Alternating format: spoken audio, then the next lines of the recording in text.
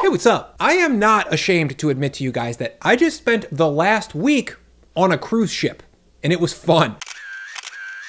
But after 8 days of eating what felt like only steak, cake, and escargot, I need to get back to some form of what I would consider to be healthy eating. When I'm in this eat healthy mode, my goal is to have a fridge full of cooked protein, veggies, and carbs that can be mixed and matched at will to create simple but delicious meals. So today, I'm gonna show you guys the surprisingly easy way that I prepare 4 to 5 days worth of healthy, tasty meals for 2 people in just about an hour. So I'll start by prepping the meal building blocks. Then later on, I'll show you how to mix and match those blocks into a wide variety of meal types that you'll always look forward to eating. To get started, I'll drop a large pot of very salty water on the stove to bring up to a boil. Then I'll preheat my oven to 425F. To cook a lot of food in just about an hour, we'll need to use both wet and dry heat. Next, I'll grab my protein. I usually cook off 3 pounds of 2 different meats. I've got boneless, skinless chicken breast here and skin-on Norwegian Atlantic salmon.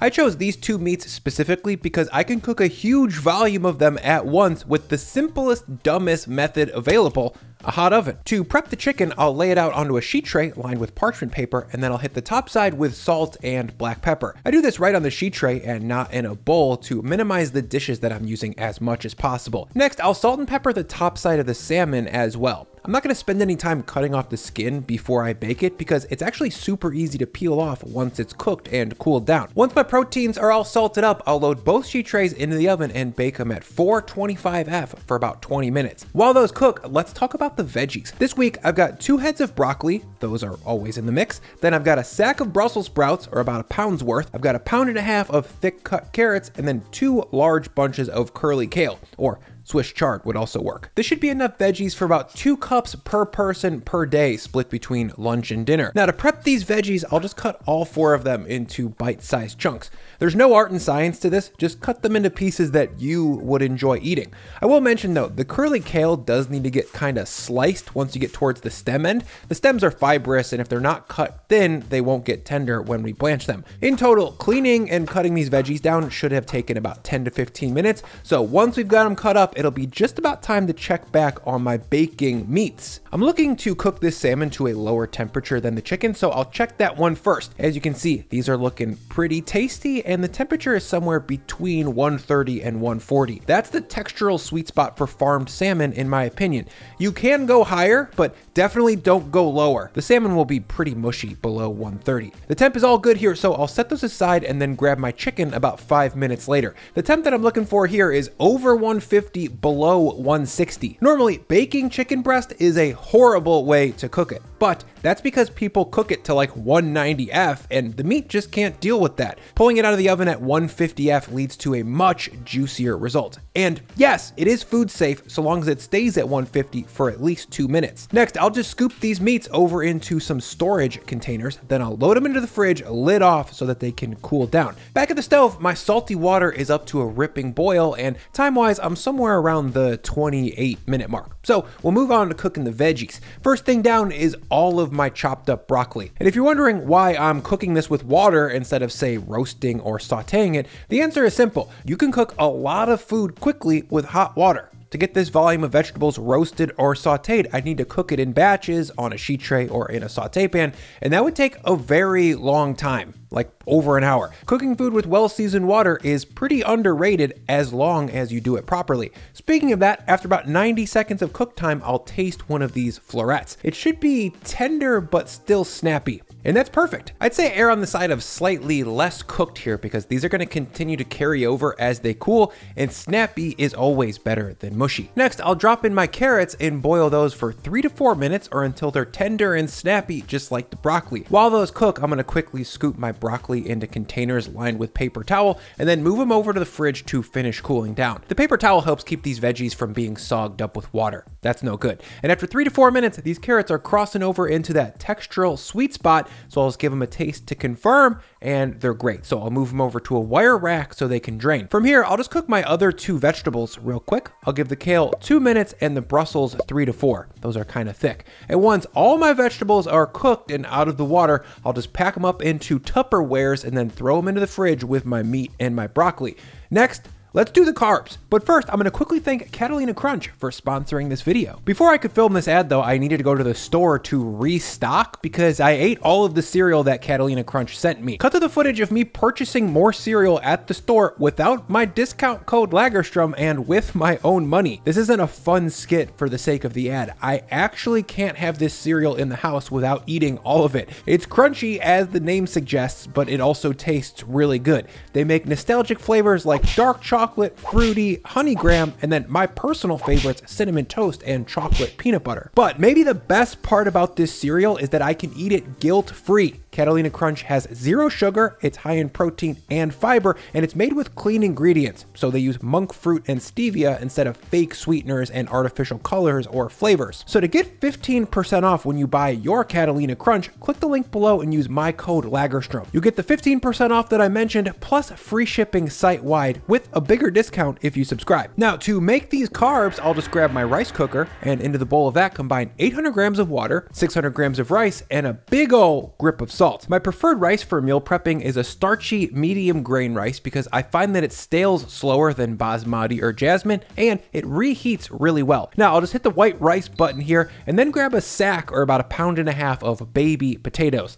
I'll give those a quick cut in half. Then to save on dishes, yet again, I'll grab my dirty chicken sheet tray from before, rip off the used parchment, then drop on a fresh parchment with my cut baby potatoes. To dress these for the oven, I'll give them a generous squiggle of olive oil and then a strong pinch of salt, and then I'll just toss those together and arrange them on the sheet tray cut side down. Next, I'll grab 2 medium sweet potatoes and repeat the potato process. For these though, I'll peel off the thick outer skin and then cut them into bite-sized cubes like this. Then off with the dirty salmon paper and onto the same sheet tray with some fresh paper and sweet potatoes, some oil, some salt, and a quick toss, and then both trays go into the oven for about 20 minutes, but this time at 475 F. This is going to speed things up and give us some more browning. And after 25 minutes of cook time, my rice is done. See how fluffy and beautiful it is? Medium grain rice is so dope. Next, I'll just scoop that into a large storage vessel, then move it over to the fridge to cool down, lid off. Back in my potatoes, it's been about 25 minutes as well, and things are looking pretty roasty in here. These baby potatoes are crispy and browned on the bottom, and the cubed up sweeties are roasty, tender, and charred around the corners. I'll just scoot these into paper towel lined Tupperwares, then load them into the fridge at around the 65 to 70 minute mark. Now, that's a lot of food for not really that much time. This stash usually covers Lauren and I for lunch and dinner for 4 days, but sometimes 5. Now, before we take this cooked food and build it into finished meals, we'll need to talk about something very important. Sauces. Sauces play an integral role in this overall healthy eating system. That's because broccoli, chicken, and rice by itself tastes pretty good, but it's not hyper palatable like brownies, french fries, or pizza, and we're a lot more used to tasting that stuff. So to bring these simple dishes to the next level and to make them a little bit more craveable, I use a small arsenal of store-bought pre-made sauces. Here's a couple that I like. A Korean-inspired gochujang sauce, a low-sugar teriyaki sauce, some kind of flavorful store-bought salad dressing. The brand Primal Kitchen's dressings are generally pretty good and make eating craveable salads a lot easier and faster. This sesame ginger is like a 7.5 out of 10. I usually also keep some store-bought pesto on hand. This particular brand has a surprisingly fresh-tasting one that I really like. Chili crisp is always in my fridge, and also a fresh salsa. I usually have a tomatillo in the fridge left over from a recent taco or fajita adventure because it's fast, easy to make, and lasts a long time. Also, if you're thinking store-bought sauces are an abomination against weeknight cookery, go ahead and make your own. I'll link to my well-tested recipes for every one of these sauces below in the description if you want to go the extra mile. Now, let's put these together into proper meals. First up is salad. Here's a simple Mediterranean salad that I eat for lunch pretty much every single weekday. I'll throw down some arugula into a bowl, then I'll top that with some chopped roasted red bell peppers, some rings of pepperoncini doggies, a mix of marinated olives, some salty, crumbly sheep's milk feta cheese, a few pickled red onions, then about 4 ounces of chopped chicken breast. For dressing, I usually go with a very simple balsamic vinaigrette. That's literally just a scoop of grainy mustard with a few tablespoons of semi-sweet aged balsamic, and then a couple tablespoons tablespoons of olive oil. Just shake it up and you're good to go. It takes literally 25 seconds to make. And that's a Mediterranean salad with a lot of textures, a mix of salty things, and a little sweetness from the dressing and the peppers to balance the acidity. Next is a sushi inspired salad. For that, on top of arugula, I'll drop some raw shredded cabbage. By the way, this is one of those coleslaw mixes that they sell at pretty much all grocery stores. It's a really useful shortcut in my opinion. I just usually throw away that dressing packet and then throw it on top of salad. Next, I'll throw on some of my blanched broccoli and then some chopped sushi ginger. I just get this at the International Grocery Store in the refrigerated section. Next, I'll flake on about 4 ounces of my cooked salmon right on top. Then I'll add on some chopped avocado chunks, some roasted seaweed or furikake, and then some of that sesame ginger dressing that I showed you guys a second ago. And there we go, sushi salad. Next, some rice bowls. I'll top some rice with about 2 or 3 of my cooked veggies, then 4 to 6 ounces of chicken, depending on how hungry I am. Then I'll nuke it for 2 minutes. From there, I'll top it with some fresh, funky kimchi, then I'll hit it with some of the gochujang sauce that I got at the store. To approximate this, if you can't find something similar, I'd say mix sriracha with honey and sesame oil. For the next one, I'll drop a couple of my veggies on rice yet again, but this time top it with some salmon. I'll nuke it for 2 minutes, and then once it's hot, I'll finish it with some of that teriyaki sauce from the store and some chili crisp. Now I've got something spicy and just a little bit sweet, but very craveable and nutritious.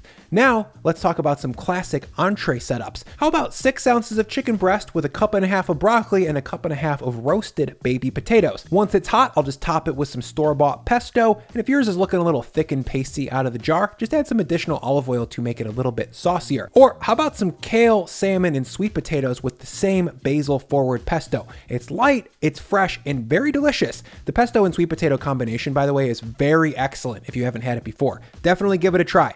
Okay, lastly, let's talk tacos. I'll start with some hot and floppy corn tortillas, then add on about 2 ounces of microwave chopped up chicken breast. Then I'll top that with some of the crumbly feta that I used in the first salad. Behind that, I'll add on some fresh tomatillo salsa, or regular salsa is also great. Then some pickled jalapeno peppers, and finally some lettuce or arugula to bring some crunch. And that's a fresh Mex Chipotle-like taco that took about 3 minutes to assemble.